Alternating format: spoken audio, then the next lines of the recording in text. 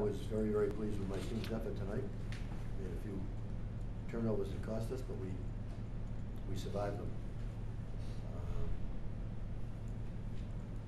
Thought both teams played pretty hard. I don't think either team's played up to their capabilities as far as smart as I'd like to have my team play, and I'm pretty sure Cole would like to have his team play a little smarter as well. But there was pretty good effort and pretty good physical play, and once again a one-goal game against Northeastern.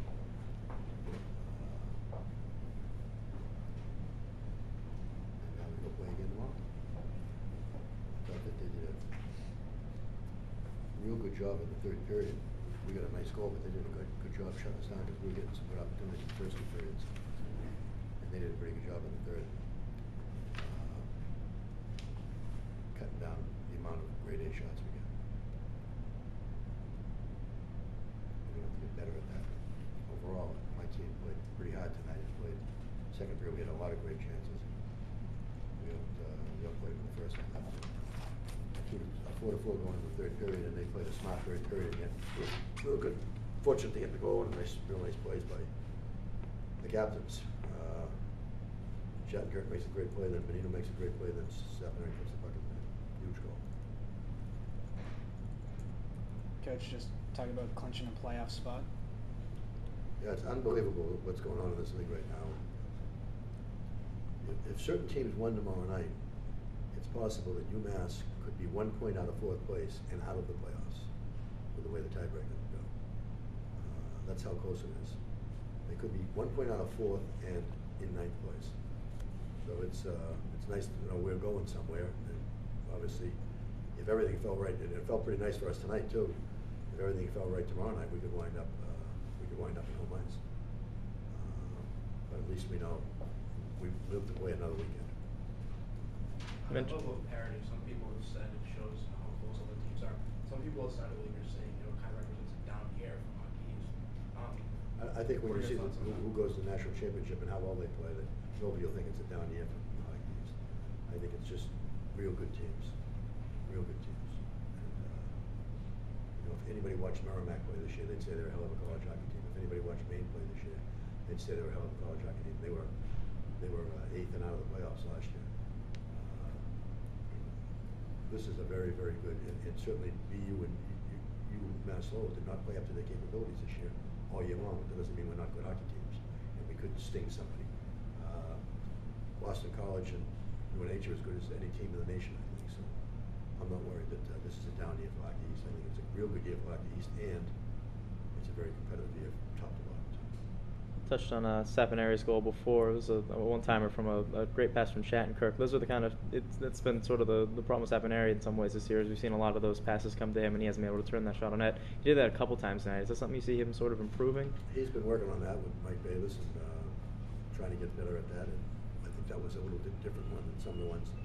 Most of the other ones were near the net where he's trying to jam a real hard pass. That was a pretty good pass, and a pretty good pass for him to see for a while and get. He wasn't surprised by it. It was a good hand-eye for him, that's for sure.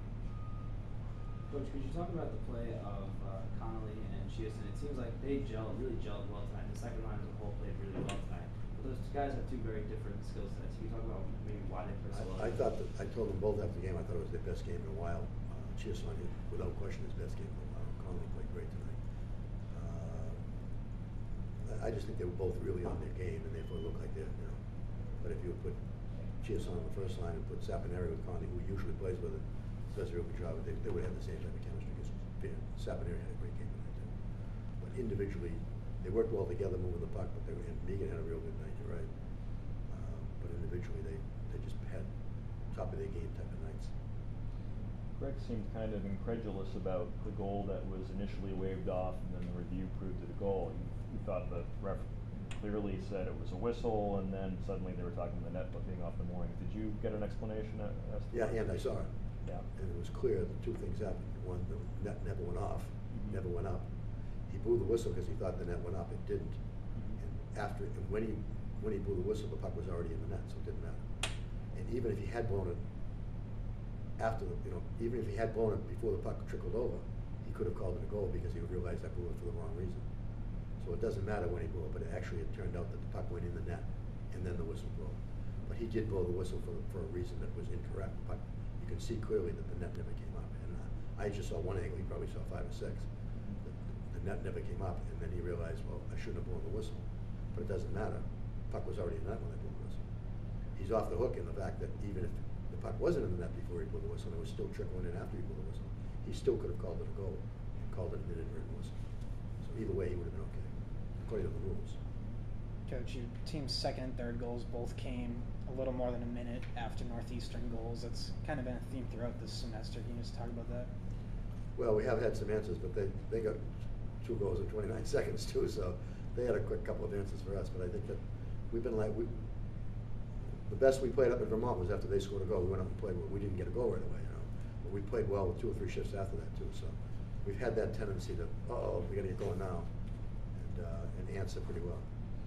Coach, you and Northeastern combined for 4 goals in the first 2 games you played, and tonight you guys combined for 9. Was there something different about the way the teams played, or was that just the difference in the way the goaltenders showed up?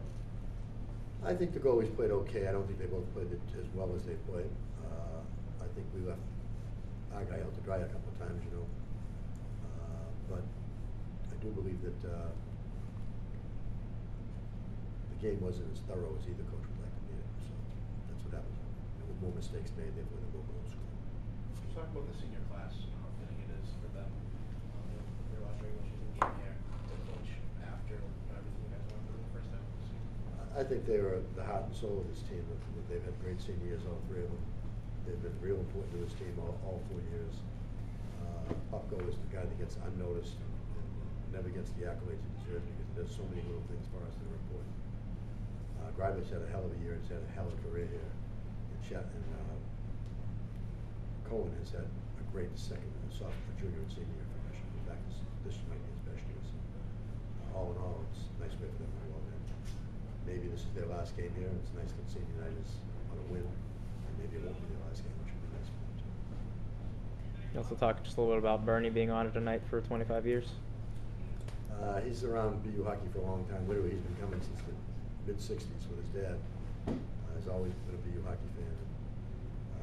He's quite a character. He does a great job on the radio for us. He's a confidant of mine. I've known him for a long time. I love traveling with him on the road and get some insights from him what he thinks of the team. He and Tommy Ryan do a great job for the broadcast, but they also do a great job in helping the staff out too. Coach.